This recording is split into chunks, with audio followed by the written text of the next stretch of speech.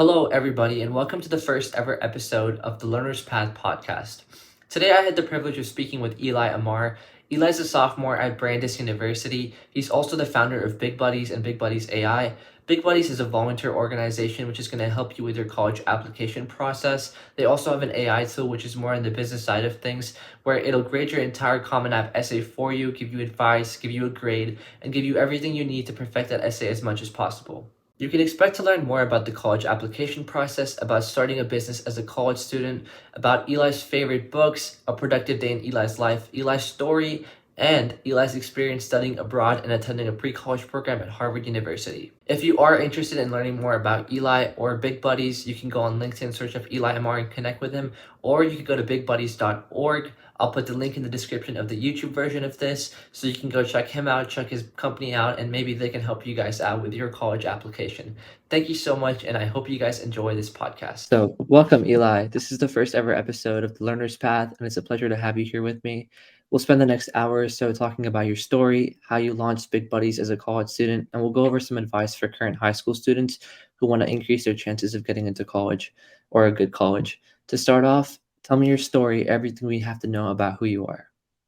For sure. Thanks so much for having me. So, my Yeah. name is Ilai Amar. I'm a sophomore at Brandeis University from New York City, and I'm a first generation college student.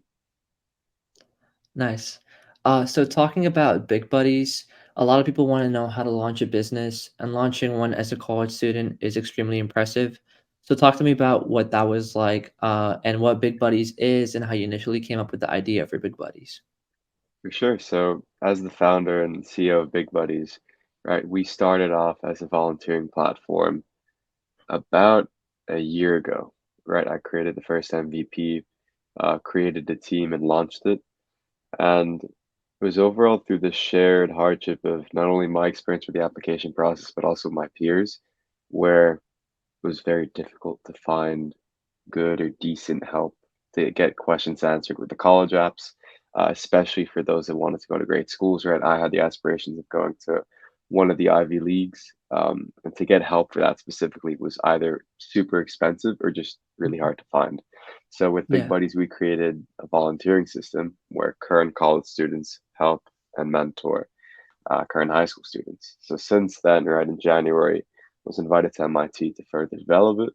And then we helped since then over 200 PhD, MBA, and undergraduates, mainly from Ukraine and Ethiopia, but then also from Czech and Turkey, apply to colleges, help them in terms of teaching them how financial aid works and everything. And then one of the students actually ended up at Brandeis for her MBA from Ukraine, Nice. which was a wonderful outcome of year one of Big Buddies. And we're also making, on the other side of it, software, which is out right now. It's called the Merlin, which is a common app essay grading software. So it provides and grades students common apps within 10 to 30 seconds. Nice. Congratulations with everything you've done with that. What were the initial steps that you took to launch Big Buddies? Some of the biggest challenges, everything you went through in that initial phase to make it a reality. Mm. So before building anything, I think what's most important is to understand what problem you're trying to solve or to contribute to help solving. So that was the initial step, and then ultimately just testing out the idea, seeing if it's viable, seeing if it's wanted. Um, yeah, I think those are the initial steps. You have to be very sort of obsessed about not only sharing the idea with others, but in a way, seeing how you can get that vision to where you want it to be. Now, obviously, Big Buddies is still early stages. I'd love for it to be really widespread across most high schools, but slowly but surely we're building nicely. And I think what I can recommend to any sort of student or aspiring entrepreneur is if you're passionate about it and truly feel that you have a connection to the mission you're trying to solve, uh, the goal and how far you can go is pretty endless. You just have to keep on putting in the work and not busy work, but work that can perhaps take you a step forward each time. I completely agree with all that. Some great insight. What you said about Big Buddies and Merlin, I think what separates Big Buddies from most companies is the AI tool that you guys just launched, Merlin. It shows that you guys adapted to the rise of artificial intelligence. There's a lot of AI softwares out there in a lot of different spaces. Talk to me about the idea of Merlin specifically. How did you come up with it? How is it executed? What went into making it a reality? For sure. So Merlin was a lot of fun to make. Um, I came up with the idea because I thought, right, one of the things that I saw students struggle with most was making the clear distinction on what makes a great Common App essay, right? It's not a typical high school English class essay or something that students have really written in the past, especially from my experience. So I was sitting down with my technical partner and thought, wouldn't it be pretty cool if we had some software that could grade students' Common Apps, right? Because to get in-person help from someone that goes to an Ivy League or a freelancer, it can be quite expensive and cost 300 to 100, 150. Now, that's not that's not our competition in a way. I think that are doing that, that's great, but we're just providing a more affordable and economical option where students could get feedback more often. So I thought, how can we sort of democratize and make it more accessible for students to get essay help? Because in-house school college counselors, they're great, but they're usually quite overworked with the amount of students they need to help. So Merlin's the first tool we have out. We have quite a few others sort of in the backgrounds testing them out, but for now we're going with Merlin and we're looking to see how many students we can reach with it. Is it already fully developed, The available for other use? tools are just Yeah, or Merlin. no, no, the Merlin. Yes, Merlin is out, fully developed. Just head over to bigbuddies.org and click the button on the homepage, Big Buddies Nice, AI. Students can simply go ahead and use it, and we're looking to launch the first update within October. nice. So I know we touched on this a little bit, but once a college student that's kind of in your like the shoes that you were in has started a business and they have everything, they have the idea, they found the problem, they created a solution, they have the concept, they have the website. A lot of times it can be very discouraging when it's harder to scale, when it's hard to get people on board, when it's harder to sell to other people. What advice would you give to college students that already have their own business and want to scale it to kind of that next level? Honestly, I'm still trying to figure that out myself. I think it's quite scaling and getting the first round of customers is definitely the hardest. Um, Yeah, I but agree. I face the same thing with my businesses that I've worked on in the past. oh, 100%. But at the same time, there's something sort of I kind of enjoy it in a way because you sort of need to try and solve a problem from many different angles, and I feel like you learn a lot about business in that way and problem solving than just reading a book, right? Reading a book about it is definitely the first step so you understand the theory, but then Yeah, trying and executing it is completely different. So I guess for any student looking to scale their business or to really get the first round of customers, just don't give up. Just keep on trying different things. And I think the best thing, honestly, is it's going to sound a bit crazy, but to not sell your product. In a way, it's like to invite people to your product because I feel like everyone's trying to sell these days, but then if you invite people and it's something that's actually meaningful and people could really see themselves using it, it'll scale on yeah. its own to a certain extent. I think that just goes back to, like, providing the value, and that's Yeah, something that value Big Buddies does proposition. really well. Yeah, exactly. What are some values that are important to you in general? Mm. Um, Hard work, honesty, family, I would say, and being humble for sure. Is there any advice that you would give to an entrepreneur in general as far as your mindset goes in creating all this? I know we touched on this a little bit, but just to re-elaborate a little bit. It's one step at a time, I'd say. And it's always, whenever there's a little bit of success or whenever there's something that doesn't go quite right, I think it's always important to stay level-headed, to stay grounded, because, within the excitement of success, I think it's very easy to get lost within it. But with that momentum, you could definitely use it to push through to make even more impact. So I think it's really just emotional regulation is definitely important. Nice. So talking about your daily life, what does a productive day in your life look like?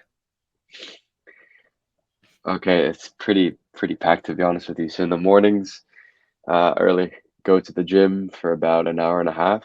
So that's around at either 7, 8 in the morning. And then I have about an hour to get ready for class, eat breakfast, go to class, have lunch, then work calls, study, big buddies time. Then I have another class, then dinner, and then homework, because, student first, and then whatever time I have left to work on the business, and then chill for the rest of the evening. So you have a little bit of business, a lot more of homework. How do you balance the two? How do you manage being a college student and a business owner and balance your social life and gym and everything else? Google Calendar, Apple Calendar, it's totally doable, but for each week beforehand, like on Sundays or even Saturday, Fridays, I have timetables for every day for what I'm doing at what time. Now, of course, here and then there's going to be open slots, and that I like to leave to the unknown to what I'm going to do then. But yeah, it's definitely a work-life balance. But because I'm really passionate about both big buddies, being a great Mhm. student, and of course, maintaining and having a great social life, being healthy, because I'm really set on doing that, I always make time for it because it's important. It definitely is. Does it ever get overwhelming Oh, balancing 100%. everything? What do you tell 100%. yourself? What do you tell yourself when it does? Or what do you do? So I sort of see it as I'm adding more weights to the bench press in a way. Like it's all doable, right? It's just Yeah, in the mind it's stressful because there's more tasks to do, but I know when I'm focused and just without stressing out about it, that I'm able to do it and to do it well. So instead of stressing out about what I have to do, it's so much easier just to skip that and just do it, and that's it. nice. So we met each other at Harvard summer camp. I know for me, it was one of the best experiences that I've ever had in my life. Talk to me about what it was like for you and how a pre-college program like Harvard impacted you. Yeah, honestly, it was quite a dream come true in a way because right, I always wanted to go to Harvard.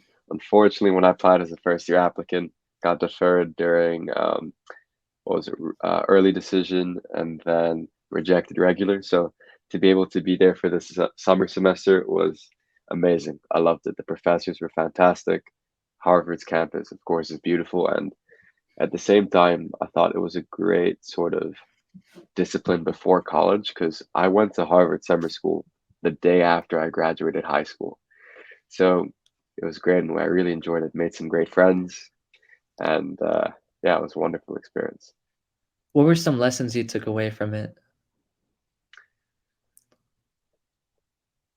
How to manage how to manage your time in a college setting because it's very different from a high school I agree setting. with that.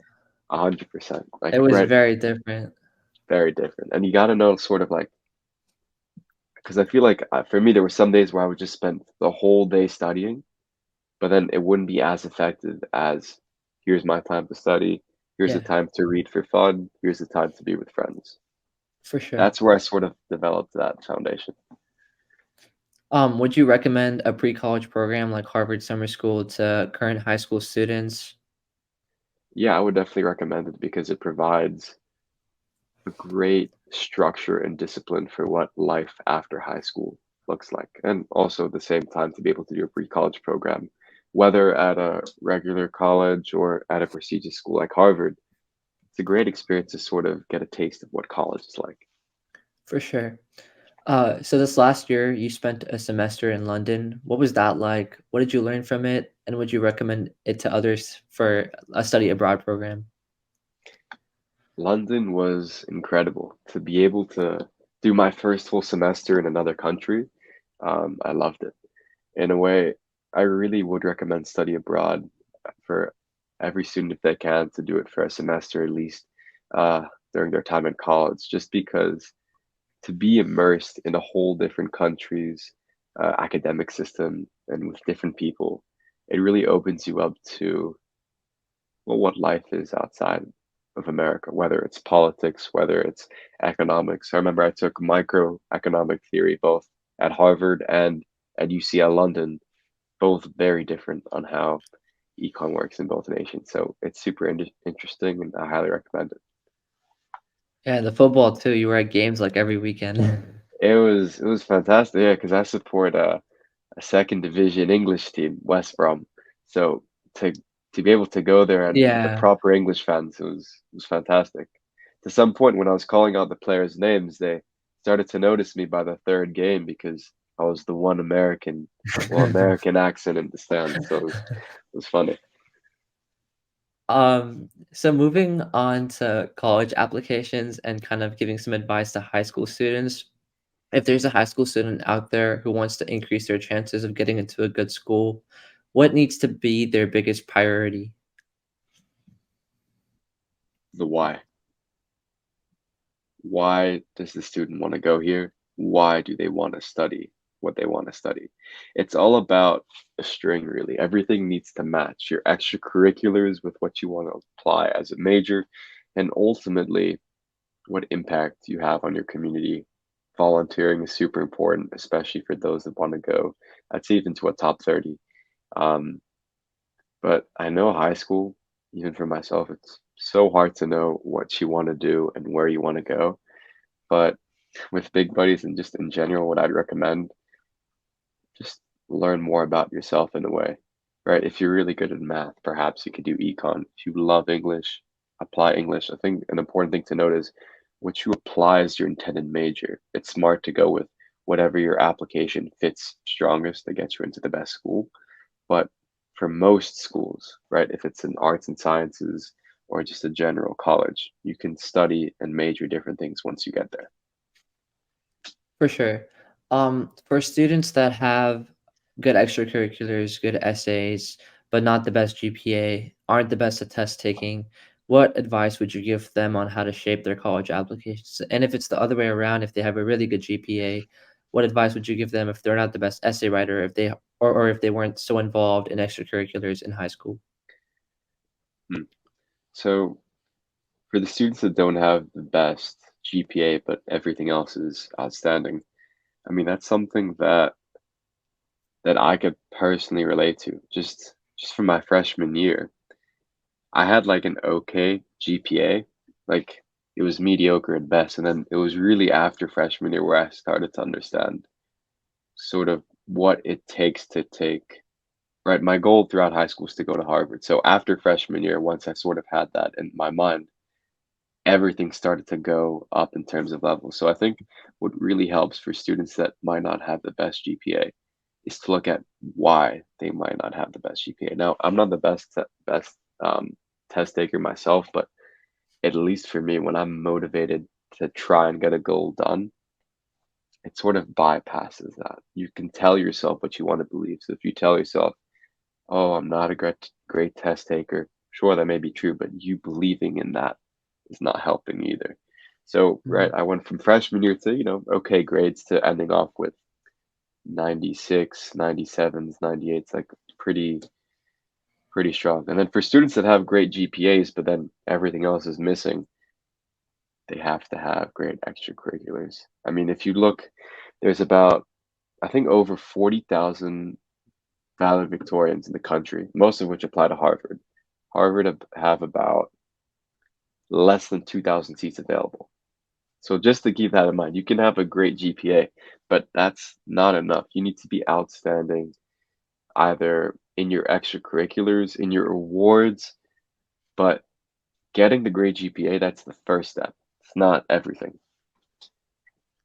So talking a little bit more about Big Buddies again, how at Big Buddies do you guys, so let's say you get a student that wants to work with you, what is the exact step-to-step process that you're going to take them through to help them with their college application?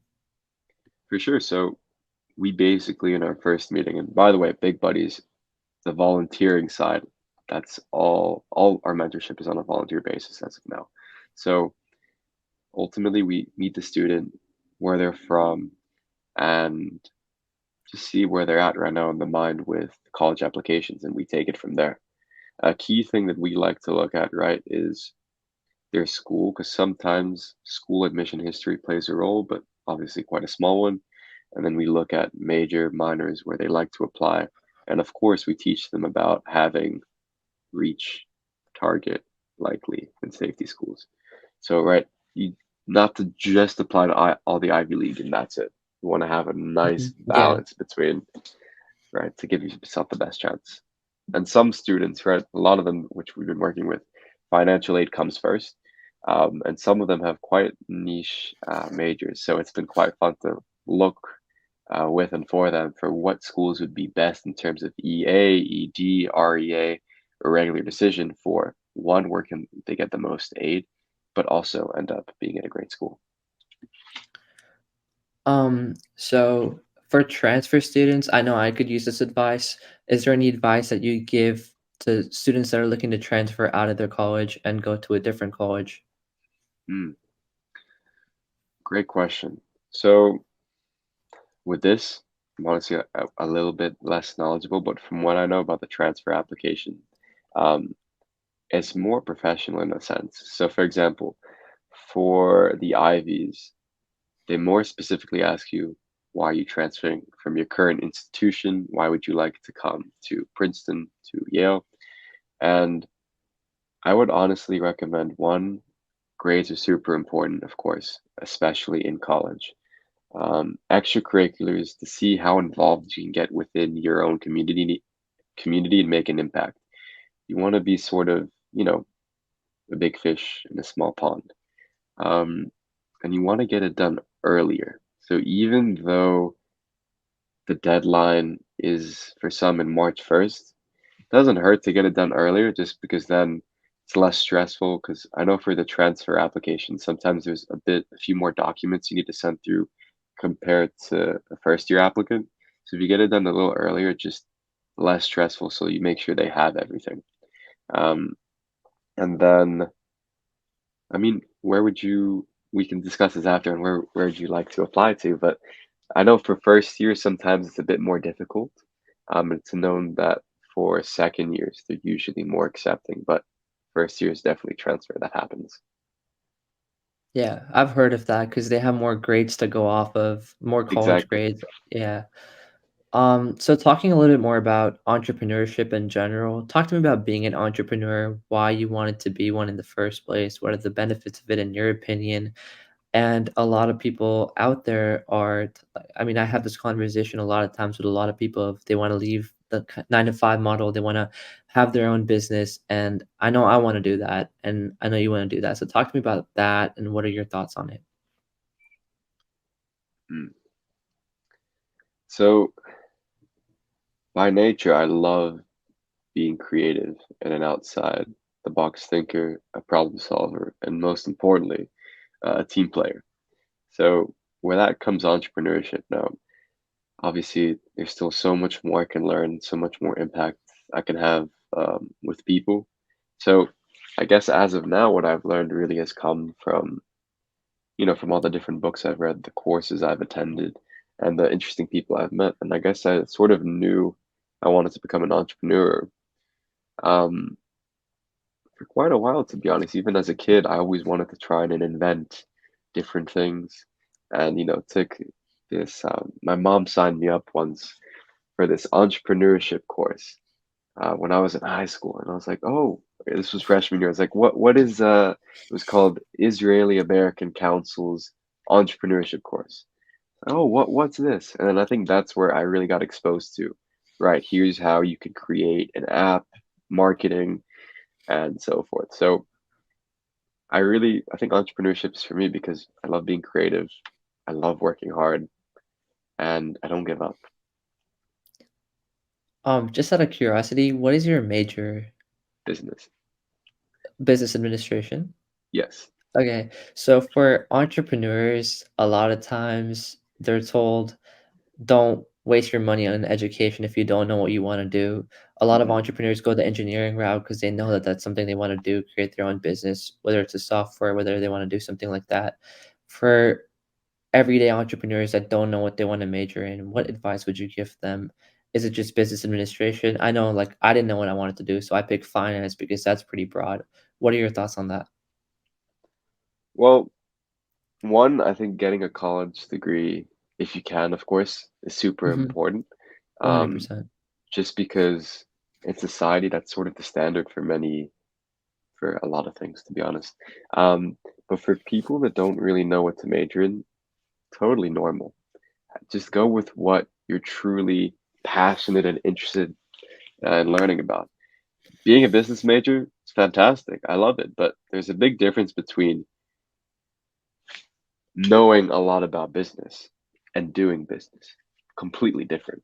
So I think that applies to a lot of things, but just go with what you're truly passionate about is what I'd recommend. And if you don't know, try some courses out. It doesn't hurt. And we're here if you have any questions about that. So you talked a little bit about books you've read and how that's impacted you a lot, helped you come up with ideas, helped you understand what to do.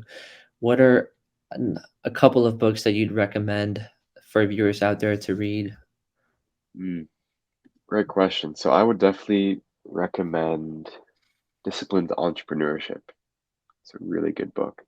And then I'd also recommend to read, because I think for top two, it's definitely Disciplined Entrepreneurship and then hmm,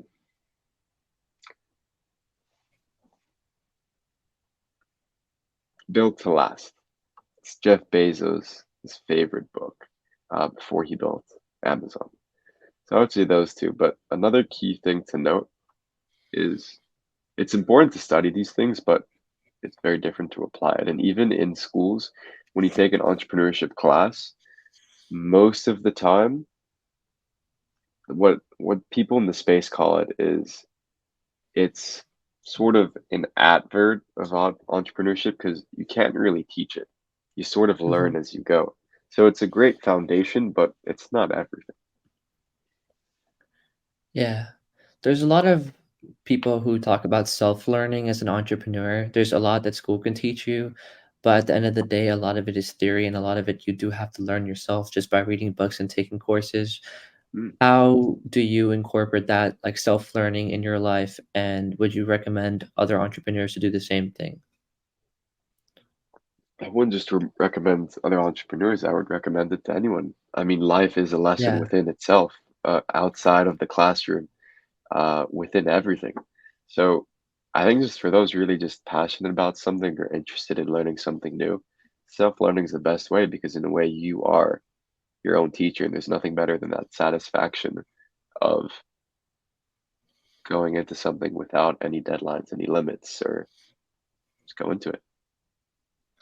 Talking about being a college student, how, like, talk to me about your study routine, techniques that you use.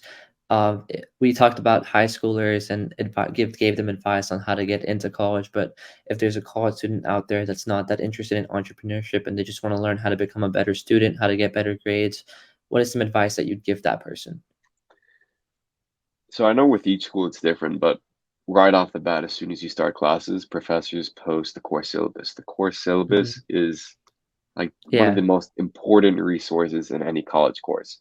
And usually they outline a schedule of the whole semester when there's exams, what readings, and everything. So what I like to do is just to plan everything out as soon as I get all the course syllabuses and really just do it on a weekly basis to make sure I'm on top of all assignments and all the readings. Because I don't know about the students listening into this, but at least from my experience, I know when I am behind perhaps on a reading or two, and especially with my first semester in the United States last year, it takes quite a bit of effort to catch up. So as long as you can manage in terms of keeping up on a weekly basis and you do all the work on time and participate in class, I think that's really what you need. You just need to be present and super focused when you study, so then you can do your other endeavors after.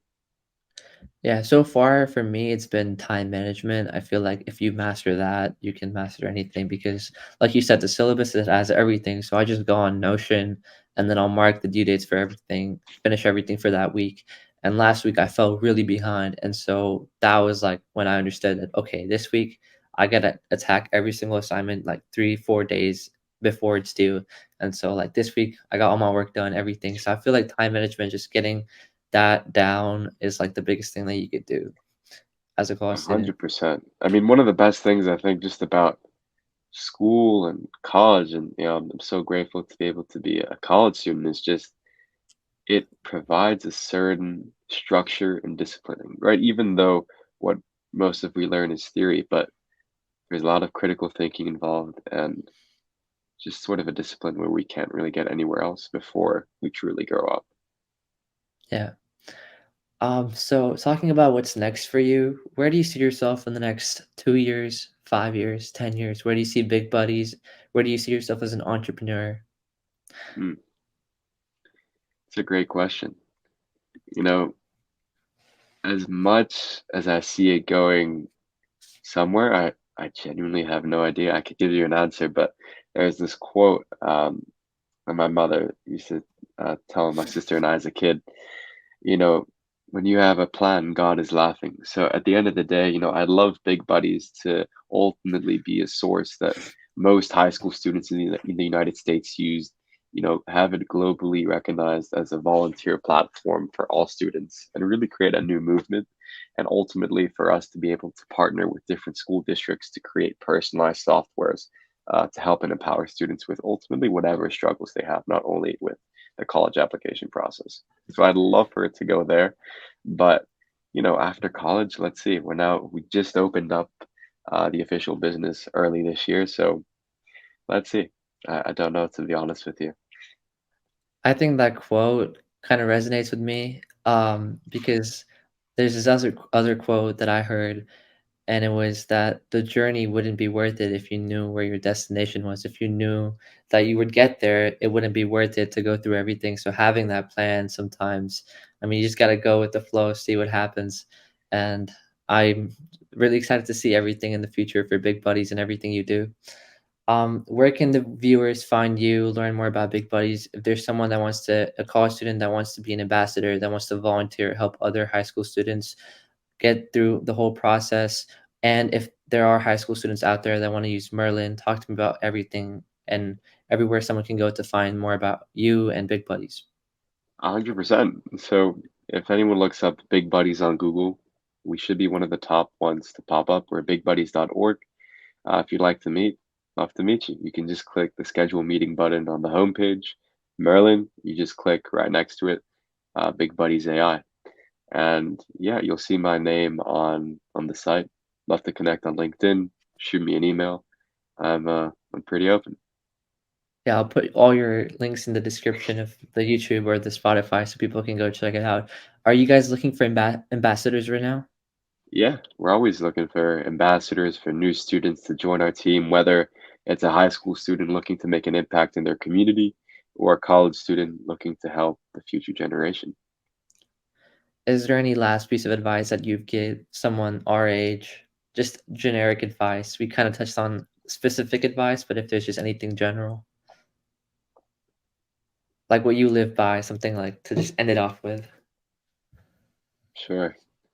I would say to be okay not knowing what's going to happen and enjoy the ride because we're only this age once, so we might as well live it to the fullest. Thank you guys so much for giving this podcast a listen. This was the first ever podcast of The Learner's Path.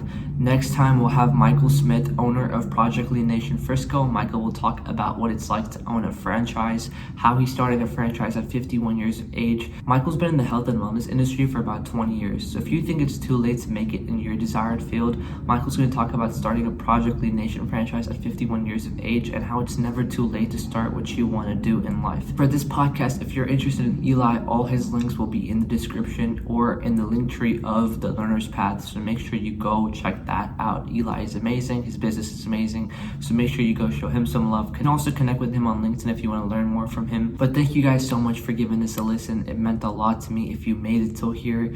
This is the first ever podcast. There are many more to come. If you're interested in content like this, if you're interested in improving yourself, make sure you go subscribe to the Learner's Log, which is the newsletter to this podcast, where I'll recap every single podcast and also share one piece of information that I learned that week to help you further yourself even more. Thank you so much.